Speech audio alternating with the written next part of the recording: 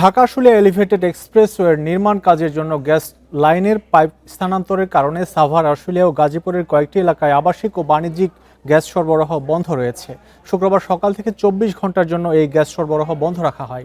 তিতাস কর্তৃপক্ষ জানায় সকাল ৮টা থেকে শনিবার সকাল ৮টা পর্যন্ত গ্যাস সরবরাহ বন্ধ থাকবে। ফলে সাভার, আশুলিয়া, বাইপাইল, নবীনগর, চন্দ্রা, ঢাকা ইপিজেড, শ্রীপুর ও গাজীপুরের কিছু এলাকা সহ আশপাশের ১৫টিরও বেশি এলাকায় বাণিজ্যিক ও গ্রাহকদের গ্যাস সরবরাহ বন্ধ রয়েছে। 200-র বেশি সার্ভিস ও ফিচারে লেনদেনের সব বিকাশ অ্যাপে সম্ভব। গ্রাহকদের সাময়িক এই অসুবিধার জন্য দুঃখ প্রকাশ করেছে তিতাস গ্যাস কর্তৃপক্ষ।